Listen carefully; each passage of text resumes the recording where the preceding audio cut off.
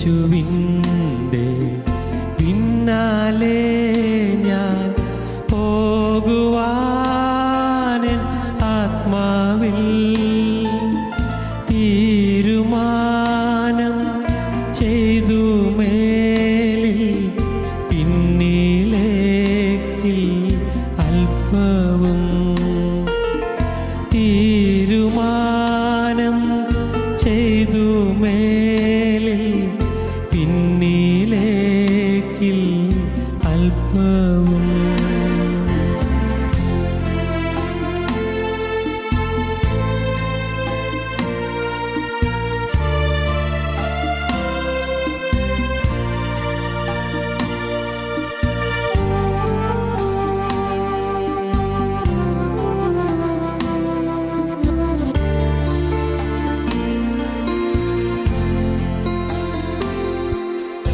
എൻ്റെ പിന്നിൽ ലോകമാണ്, എൻ്റെ മുൻപിൽ ക്രൂശതും. തീരുമാനം ചെയ്തു. മേലിൽ പിന്നിലേക്കിൽ അല്പവും. എൻ്റെ പിന്നിൽ ലോകമാണ്, എൻ്റെ മുൻപിൽ ക്രൂശതും.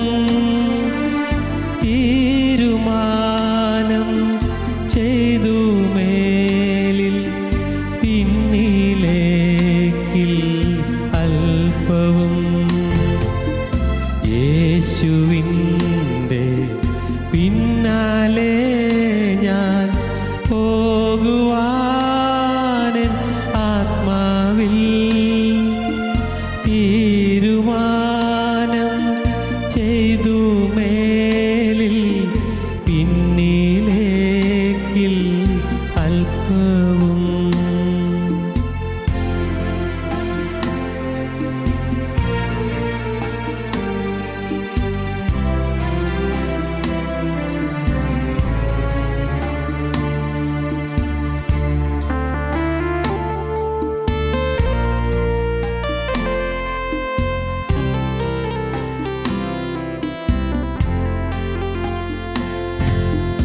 എൻ്റെ കൂടെ ആരുമില്ല എങ്കിലും ഞാൻ പോയിടും.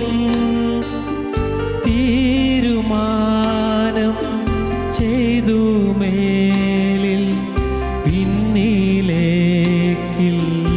അല്പവും. എൻ്റെ കൂടെ ആരുമില്ല എങ്കിലും ഞാൻ പോയിടും.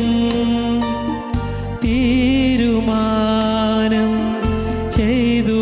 മേലിൽ പിന്നിലേക്കിൽ അല്പവും. യേശുവിൻ്റെ പിന്നാലെ ഞാൻ പോകുവാനെൻ ആത്മാവിൽ തീരുമാനം ചെയ്തു. മേലിൽ പിന്നിലേക്കിൽ അല്പവും. തീരുമാനം ചെയ്തു. മേലിൽ പിന്നിലേക്കിൽ അല്പവും.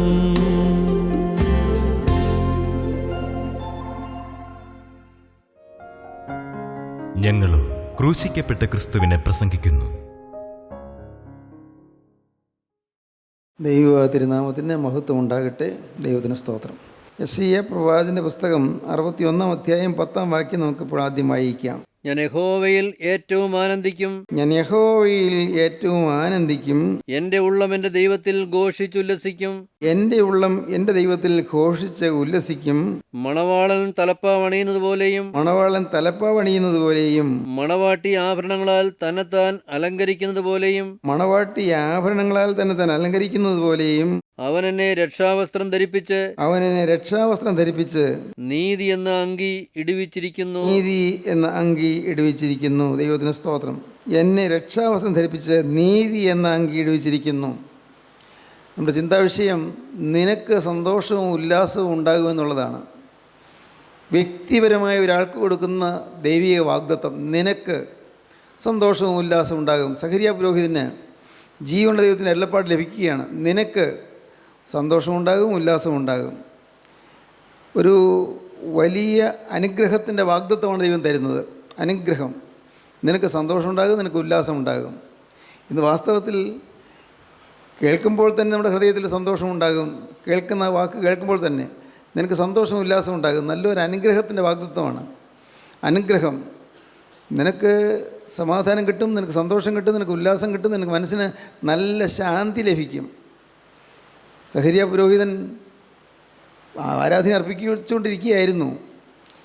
ആരാധനാ സമയത്ത് ദൈവത്തിൻ്റെ മാലാഖ പ്രത്യക്ഷപ്പെട്ടു. അമ്പരന്ന് പോയി, ഭ്രമിച്ചു, ഭയപരവശനായി. സഖരിയാവേ, ഭയപ്പെടേണ്ട, നിൻ്റെ പ്രാർത്ഥനയ്ക്ക് ഉത്തരമായി. അവിടെ ആ ആരാധനയുടെ സമയത്ത് അപ്പോഴും ആരാധന നടത്തിക്കൊണ്ടിരിക്കുമ്പോഴും ഉള്ളിലൊരു നീറ്റലുണ്ട്, മക്കളില്ലല്ലോ എന്ന്. എൻ്റെ ദൈവം എനിക്ക് തന്നതായ ആത്മാവിൻ്റെ വിഭവങ്ങൾ പകർന്നു കൊടുക്കാൻ എനിക്കൊരു കുഞ്ഞില്ലല്ലോ. അത് ഉള്ളത്തിലൊരു വേദന വിഷയമാണ്. അങ്ങനെയാണ് ആരാധന നടത്തിക്കൊണ്ടിരിക്കുന്നത്. നിൻ്റെ പ്രാർത്ഥനയ്ക്ക് ഉത്തരമായി. എന്തൊരാശ്വാസം! നിൻ്റെ പ്രാർത്ഥനയ്ക്ക് ഉത്തരമായി. നാളുകളായി നീ പ്രാർത്ഥിച്ചുകൊണ്ടിരിക്കുന്നതിൻ്റെ പ്രാർത്ഥനയ്ക്ക് ഉത്തരമായി. ദൈവത്തിന് സ്തോത്രം. നിനക്ക് സന്തോഷവും ഉല്ലാസവും ഉണ്ടാകും. പ്രിയപ്പെട്ടവരെ, നമ്മുടെ ജീവിതത്തിൽ ഇപ്പോൾ ഈ വാക്ക് നമ്മുടെ ഹൃദയത്തിൽ തറഞ്ഞു നിൽക്കണം. നിനക്ക് സന്തോഷവും ഉല്ലാസവും ഉണ്ടാകും. ഇന്ന് നിങ്ങൾ അനേകം പേര് സന്തോഷമില്ലാത്തവരാണ്. സന്തോഷിക്കുന്ന സമയങ്ങൾ ഇല്ലെന്നല്ല, കാണും, ഇടയ്ക്കിടയ്ക്ക് സന്തോഷമൊക്കെ ഉണ്ടാകും. പക്ഷേ പൊതുവേ പറഞ്ഞാൽ സന്തോഷമില്ല, പൊതുവെ പറഞ്ഞാൽ സംതൃപ്തിയില്ല. എന്തെല്ലാമോ ചില ആധികൾ, ചില വേദനാ വിഷയങ്ങൾ, ഹൃദയത്തെ നൊമ്പരപ്പെടുന്ന ചില കാര്യങ്ങൾ, അതെങ്ങനെയുണ്ട്, നീറി പിടിച്ചുകൊണ്ടിരിക്കുന്ന ചില വേദനാ വിഷയങ്ങൾ. ഓർത്ത് നോക്കിയാൽ ജീവിതം വളരെ ക്ലേശകരമാണ്, വളരെ വളരെ ദുഃഖകരമാണ്. എന്തെല്ലാം യാതനകളിൽ കൂടിയാണ് ഓരോ ദിവസവും നാം കടന്നു പോകുന്നത്. നാം ഓരോരുത്തരും അല്ലേ, നിങ്ങളുടെ ജീവിതത്തിൽ നിങ്ങൾക്കറിയരുതോ എന്തുമാത്രം പ്രതിസന്ധികൾ, എന്തുമാത്രം പ്രശ്നങ്ങൾ ഈ ചെറിയ ജീവിതത്തിൽ നമുക്ക് താങ്ങാൻ പറ്റുന്നില്ല. ഏറെയുള്ളതായ ദുരിതങ്ങളും ആവലാധികളും സങ്കടങ്ങളും എല്ലാം. ആർക്കുണ്ട് സന്തോഷം? സന്തോഷം ഈ പ്രതിസന്ധികളുടെയും പ്രശ്നങ്ങളുടെയും ആവശ്യ ഭാരങ്ങളുടെയും ഇടയിൽ സന്തോഷം ലഭിക്കുന്നത് ദൈവത്തിൻ്റെ വചനത്തിൽ മാത്രമേ ഉള്ളൂ. അതെല്ലാം ഉണ്ട്, അതൊന്നും മാറിയിട്ടല്ല സന്തോഷം കിട്ടുന്നത്.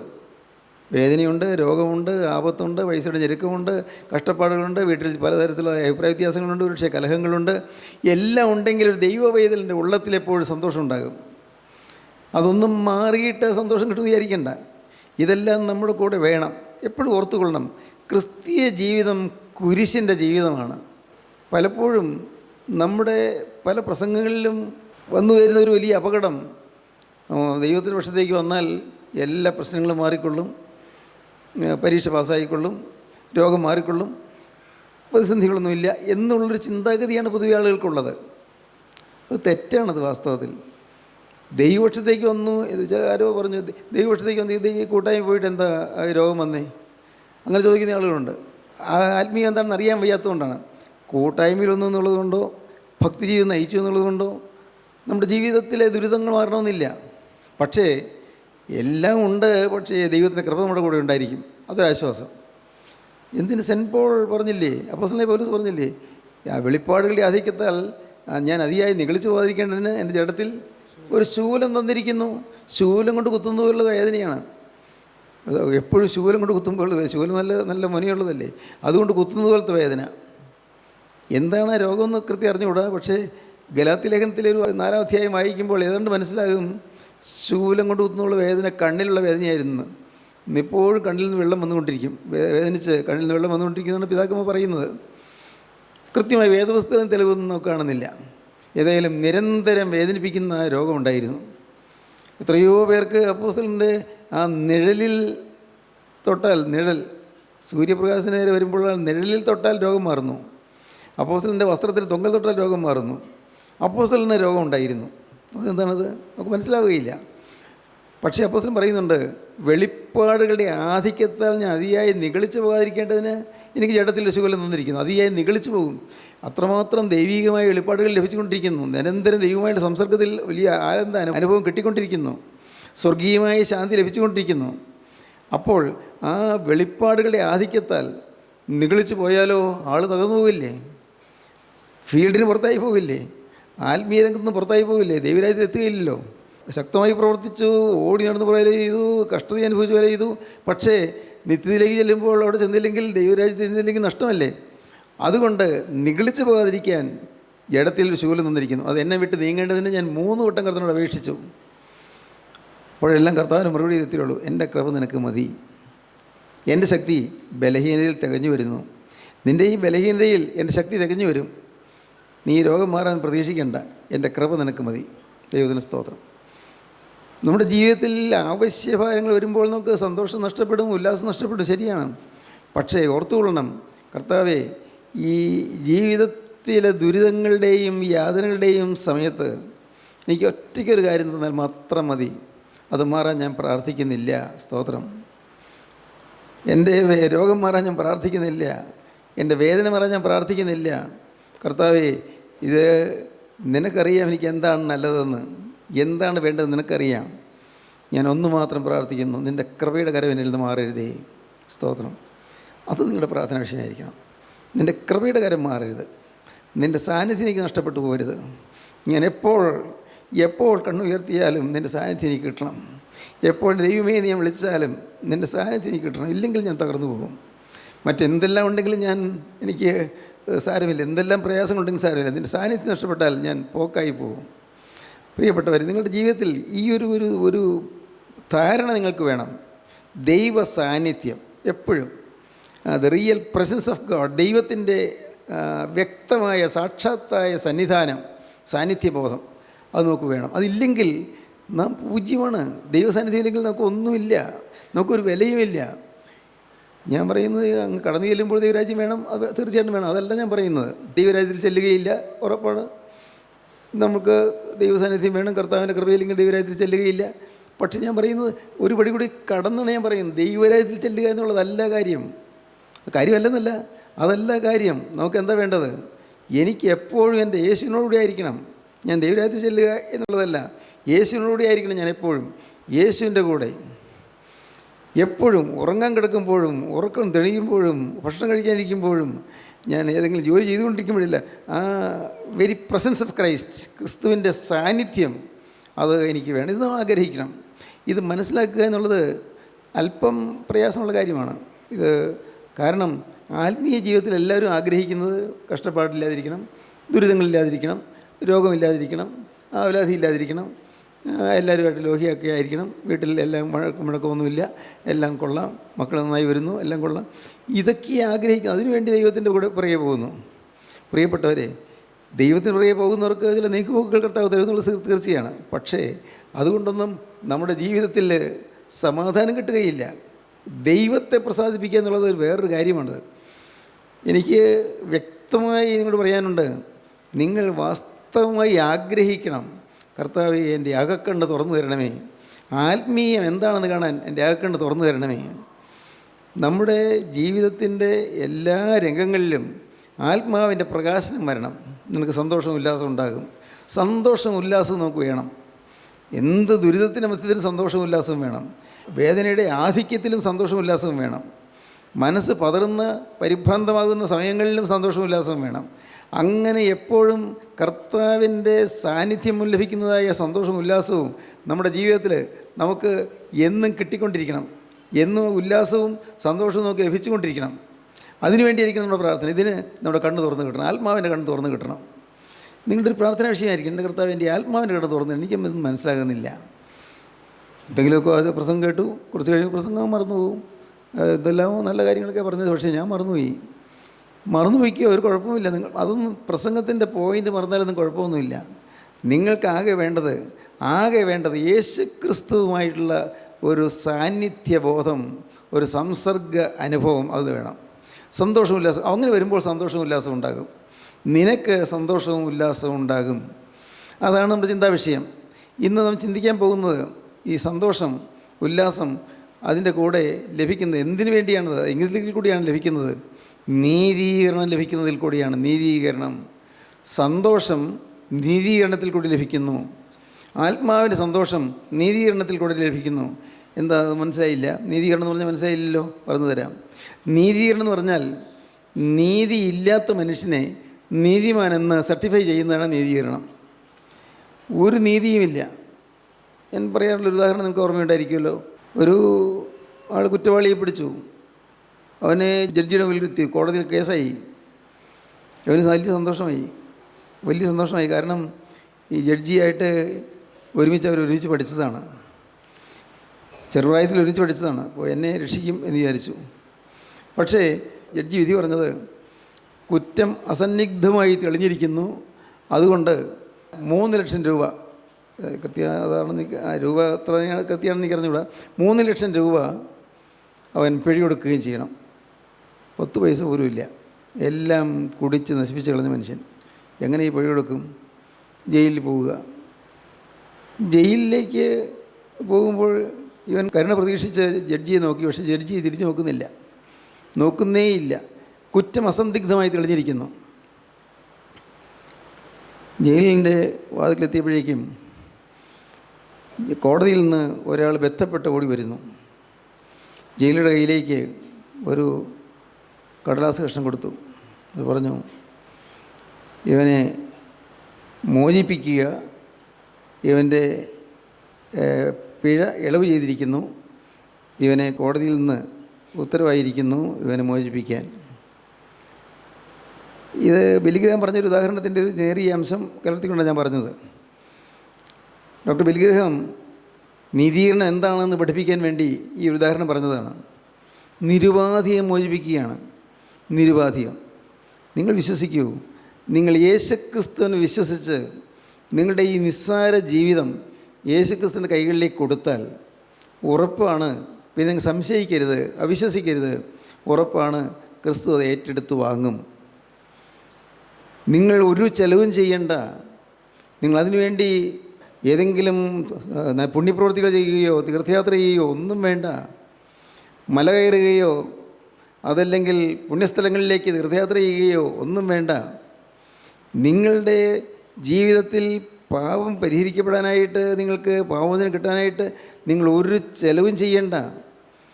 യേശുക്രിസ്തുവിൻ്റെ ക്രൂശിലെ ത്യാഗമരണം മൂലം എൻ്റെ പാപങ്ങളെല്ലാം യേശു ഏറ്റെടുത്തു എന്നൊരു വിശ്വാസം കിട്ടിയാൽ മതി. വിശ്വസിക്കുക മാത്രം ചെയ്യുക.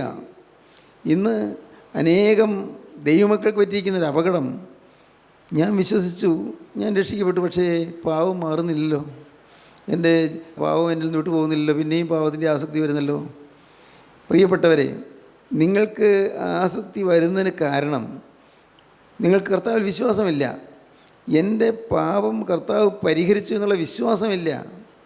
വിശ്വാസം വരണം. വിശ്വാസമാണ് ഇന്ന് അടിസ്ഥാനം. ഞാൻ എൻ്റെ ഹൃദയത്തിൽ തീരുമാനമെടുത്ത് ഞാൻ എൻ്റെ കർത്താവിൻ്റെ കരങ്ങളിലേക്ക് എൻ്റെ ജീവിതം വിട്ടുകൊടുത്തു എന്നുള്ളത് ഉറപ്പ് നിങ്ങൾക്ക് കിട്ടിക്കഴിഞ്ഞാൽ പിന്നെ എന്തിനവിശ്വസിക്കണം?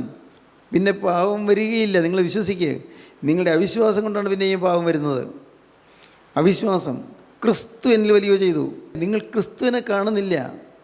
ഇവിടെ വചനം പറയുന്ന ഒരാൾ കാണുന്നു. വചനം പറയുന്നയാൾ നിങ്ങളെപ്പോലെ തന്നെ ബലഹീന മനുഷ്യനാണ്, എല്ലാ കുറവുള്ള ആളാണ്. ഭാഗ്യവശാൽ ഒരു വിശ്വാസം കിട്ടി, കർത്താവ് കൃപയാൽ പാവങ്ങൾ മറിച്ചു തന്നു മാത്രം. പ്രിയപ്പെട്ടവരെ, നിങ്ങൾ മനസ്സിലാക്കൂ, നിങ്ങൾക്ക് കാണേണ്ടത് ക്രിസ്തുവിനെയാണ്. യേശുക്രിസ്തുവാണ് നിങ്ങളുടെ പാവം ക്ഷമിക്കുന്നത്. യേശുക്രിസ്തുവാണ് നിങ്ങൾക്ക് വേണ്ടി കുരിശിൽ മരിച്ചത്. യേശുക്രിസ്തുവിൻ്റെ രക്തമാണ് നിങ്ങൾ കഴുകിയത്. യേശുക്രിസ്തുവിൻ്റെ കൃപയുടെ ആത്മാവാണ് നിങ്ങളിലേക്ക് കടന്നു വന്ന് നിങ്ങളെ അനുഗ്രഹിച്ചത്. പരിശുദ്ധാത്മാവാണ് പ്രവർത്തിക്കുന്നത്.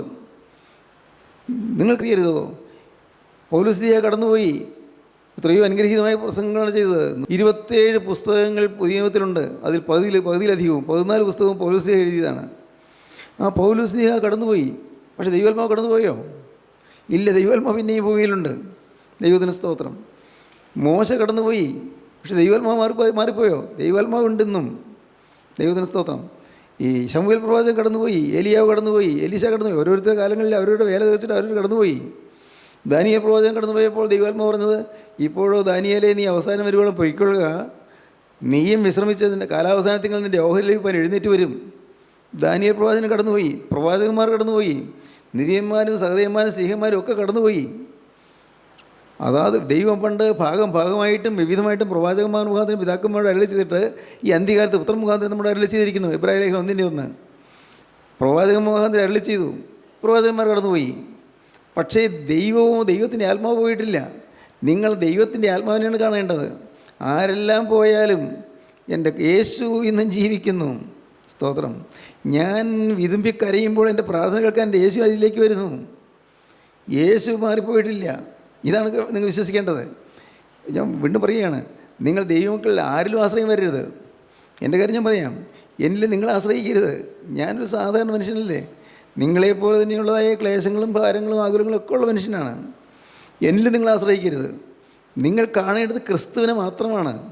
യേശു ക്രിസ്തുവിലേക്ക് നിങ്ങൾ നോട്ടം പോകണം. അത്യുന്നതനിലേക്ക് നിങ്ങളുടെ ശ്രദ്ധ പോകണം. നിങ്ങൾക്ക് വേണ്ടി രക്തം ചിന്തിച്ച കർത്താവായ യേശു ക്രിസ്തുവാണ്. നിങ്ങളെ വീണ്ടെടുക്കുന്ന കർത്താവായ യേശു ക്രിസ്തുവാണ്. നിങ്ങൾക്ക് വേണ്ടി തൻ്റെ തിരുരക്തം പകർന്ന യേശു ക്രിസ്തുവാണ്. യേശു ക്രിസ്തുവാണ് നിങ്ങളെ ഈ ആത്മീയ വെളിച്ചത്തിലേക്ക് കൊണ്ടുവന്നത്. ക്രിസ്തുവാണ് നിങ്ങൾ കൊണ്ടുവന്നത്. മനുഷ്യരാരുമല്ല നിങ്ങൾക്ക് വചനം തന്നത്. നിങ്ങൾ വിശ്വസിക്കുക, യേശു ക്രിസ്തുവാണ്. അതുകൊണ്ട് ദൈവത്തിൻ്റെ ദാസൻ ആത്മാവാണെന്നോ ദൈവത്തിൻ്റെ ദാസൻ ക്രിസ്തുവാണെന്നല്ല പറഞ്ഞത്. എന്തൊരു വിഡ്ഢിത്തം! അങ്ങനെയൊന്നും പറയാൻ ഒരിക്കലും ഇടയാവരികയില്ല. കാരണം അത് പമ്പര വിഡ്ഢിത്തമല്ലേ. യേശു ക്രിസ്തു ആര്? ഈ ഭൂമിയിലെ മനുഷ്യനാര്? ദൈവത്തിന് സ്തോത്രം. അത്യുജ്വല തേജസ്സായ യേശു ക്രിസ്തു ആര്? ഭൗമികനായ മനുഷ്യനാര്? ഞാൻ പറയുന്നത് നിങ്ങൾക്ക് മനസ്സിലാകുന്നുണ്ടോ? നിങ്ങൾ വിശ്വസിക്കുക, യേശു ക്രിസ്തുവിനെ നിങ്ങൾ കാണുക. നിങ്ങളെ നീതീകരിക്കുന്നതിനാണ് കർത്താവായ യേശു ക്രിസ്തു. നിങ്ങളെ കുറ്റവാളിയായ മനുഷ്യനെ നീതിയുള്ളവനെന്ന് മുദ്ര കുത്തുന്നതാണ് യേശു ക്രിസ്തുവിൻ്റെ സ്നേഹം. നിങ്ങൾ കുറ്റവാളിയാണ്, കുറ്റത്തിൽ പിടിക്കപ്പെട്ട് കഴിഞ്ഞു, ശരിയാണ്. പാവം വന്നു കഴിഞ്ഞു, വാസ്തവം ശരി. എല്ലാ പാവവും വന്നു, ശരി. എന്നാലും നിങ്ങളുടെ പാവത്തിന് പരിഹാരമായി ക്രിസ്തു ക്രൂസിൽ രക്തം ഒഴുക്കിയപ്പോൾ തീർന്നു നിങ്ങളുടെ പാവമല്ല. ഇതങ്ങ് വിശ്വസിക്കുക. ആ ഒരു വിശ്വാസം കിട്ടുന്നത് തന്നെ വലിയൊരു പദവിയും ഭാഗ്യവുമാണ്. വിശ്വസിക്കുക, കണ്ണുകൊടുത്തങ്ങ് വിശ്വസിക്കുക. ക്രിസ്തു എൻ്റെ പാവം വഹിച്ചു. എൻ്റെ കാര്യം ക്രിസ്തുവിൻ്റെ ശ്രദ്ധയിലുള്ളതാണ്. എൻ്റെ ഓരോ ചുവടുവെപ്പും ക്രിസ്തു കാണുന്നതാണ്. ക്രിസ്തു എന്നെ അറിയുന്നു, ക്രിസ്തു എന്നെ നോക്കുന്നു. യേശു ക്രിസ്തു. ദൈവത്തിന് സ്തോത്രം. ക്രിസ്തുമയമായൊരു ജീവിതം എന്തൊരു മഹാഭാഗ്യമാണെന്നറിയാമോ? നിങ്ങൾക്കത് കണ്ണ് തുറന്നു കിട്ടിയാൽ നിങ്ങൾ ആനന്ദിച്ച് തുള്ളും. എല്ലാം തീർന്നു, പാവങ്ങളെല്ലാം തീർന്നു. എന്താ? യേശു ഏറ്റെടുത്തു. എല്ലാം യേശു ഏറ്റെടുത്തു. നിങ്ങളുടെ ബാങ്കിലെ അക്കൗണ്ടിൽ പൈസയൊന്നും കാര്യമായിട്ടില്ല. പണ്ടൊക്കെ ഉണ്ടായിരുന്നു, പക്ഷേ എല്ലാം ഒക്കെ എടുത്തെടുത്ത് ഇപ്പോൾ രൂപയില്ല. ഒരു ദിവസം നിങ്ങൾ ബാങ്കിൽ ചെന്നപ്പോൾ ബാങ്ക് മാനേജർ പറഞ്ഞു, നിങ്ങളുടെ പേരിൽ ഒരാൾ കുറച്ച് രൂപ നിക്ഷേപിച്ചിട്ടുണ്ടല്ലോ എന്ന് പറഞ്ഞു. നോക്കിയപ്പോൾ ഒരു തുക ബാങ്കിൽ നിക്ഷേപിച്ചിട്ടുണ്ട്. ആരാണോ?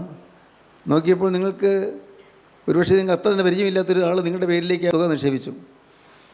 അടുത്ത പ്രാവശ്യം ബാങ്കിൽ ചെന്നപ്പോൾ ബാങ്ക് മാനേജർ പറയുന്നു, നിങ്ങളുടെ പേരിലേക്ക് വീണ്ടും അദ്ദേഹം ഒരു വലിയ തുക വീണ്ടും നിക്ഷേപിച്ചു, ഡിപ്പോസിറ്റ് ചെയ്തു.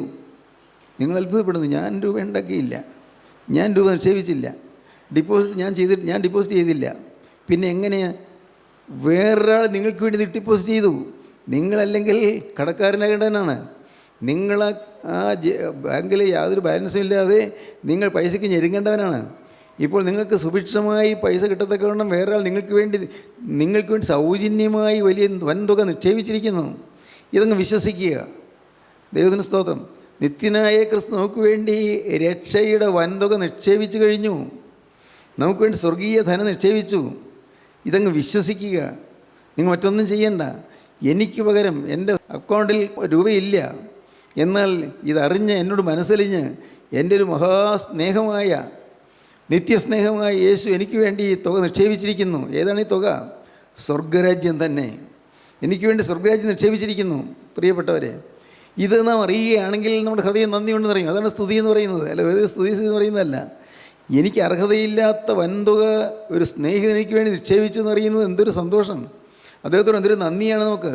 വൻ കടക്കാരനായി ഞാൻ ജപ്തി ചെയ്യപ്പെട്ട് ഞാനെല്ലാം തകർന്നു പോകേണ്ടവനായിരുന്നു, അനാഥനായി അലയേണ്ടവനായിരുന്നു. എൻ്റെ സമ്പത്തെല്ലാം പോയിപ്പോയിരുന്നു, ഒന്നുമില്ലായിരുന്നു. പക്ഷേ ഇത് യേശുക്രിസ്തു എനിക്ക് വേണ്ടി തൻ്റെ സ്വർഗീയ നിക്ഷേപം എനിക്ക് വേണ്ടി ഡിപ്പോസിറ്റ് ചെയ്തു. നിത്യനിക്ഷേപമായി ദൈവം ഡിപ്പോസിറ്റ് ചെയ്തു. ഇപ്പോൾ എനിക്ക് പൈസ ഇല്ലെങ്കിലും, സ്വന്തം പൈസ ഞാൻ ഉണ്ടാക്കിയില്ലെങ്കിലും, ഞാൻ അധ്വാനിച്ച് ഉണ്ടാക്കിയില്ലെങ്കിലും, ഞാൻ ഇതുവരെ ഉണ്ടാക്കിയതെല്ലാം നഷ്ടപ്പെട്ടു പോയെങ്കിലും ഇതാ യേശുക്രിസ്തു എനിക്ക് വേണ്ടി നിക്ഷേപിച്ചിരിക്കുന്നു. സ്തോത്രം. നിങ്ങളുടെ പ്രാർത്ഥന കൊണ്ടൊന്നുമല്ല കിട്ടിയത്, നിങ്ങളുടെ ജാഗരണ കൊണ്ടല്ല കിട്ടിയത്. ഇത് കിട്ടിയത് ദൈവത്തിൻ്റെ സൗജന്യ ദാനമാണ്. സ്തോത്രം. ഇതങ്ങ് വിശ്വസിക്കുക പ്രിയപ്പെട്ടവരെ.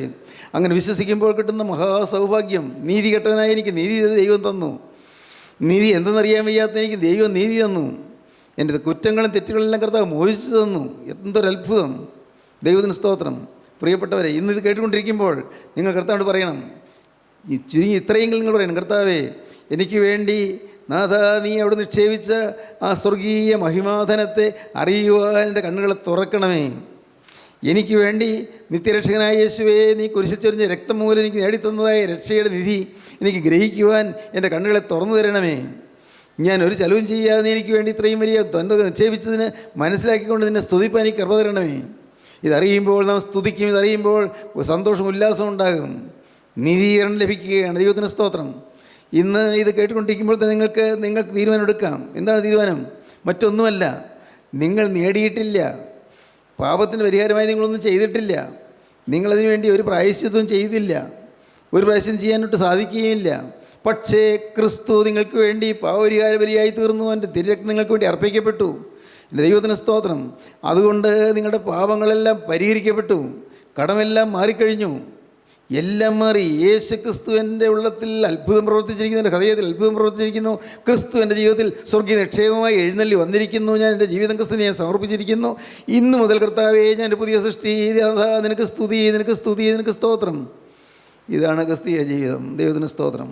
നമുക്ക് ഒരുമിച്ച് പ്രാർത്ഥിക്കാം. കാരുണ്യവനായ ഞങ്ങളുടെ സ്വർഗീയ പിതാവേ, ഈ മനോഹരമായ സമയത്തിനായി ഞങ്ങൾ നിന്നെ സ്തുതിക്കുന്നു, നിന്നെ സ്തോത്രം ചെയ്യുന്നു. കർത്താവേ, അവിടുത്തെ കൃപയുടെ വചനം ഞങ്ങൾക്ക് തന്നതിനായി നന്ദിയോടെ സ്തോത്രം. സൗജന്യമായ രക്ഷ എന്തായി നിങ്ങൾ കാണിച്ചു തന്നതിനായി നന്ദിയോടെ സ്തോത്രം. എൻ്റെ കർത്താവേ, ഞങ്ങളെല്ലാവരും യേശുക്രിസ്തുവിൻ്റെ തിരുരക്തത്താൽ വീണ്ടെടുക്കപ്പെട്ടവരായി, നീതികരണം ലഭിച്ചവരായി, കർത്താവിയുടെ രണ്ടാമത്തിന് വേണ്ടി നോക്കി പാർത്തിരിക്കുന്നവരായിരിക്കാൻ ഞങ്ങൾക്ക് ഭാഗ്യം തരണമെന്ന് പ്രാർത്ഥിക്കുന്നു. എല്ലാവരെയും അനുഗ്രഹിക്കണമേ. യേശുവേ, ഞങ്ങളെ തിരുരക്തത്താൽ മറച്ചുകൊള്ളണമേ. ശത്രു തൊടാതെ കാത്തുകൊള്ളണമേ. യേശുക്രിസ്തുവിൻ്റെ പരിശുദ്ധമായ നാമത്തിൽ പ്രാർത്ഥിക്കുന്നു. കൃപയോടെ കേൾക്കണമേ. ആമീൻ. ഹല്ലേലൂയ.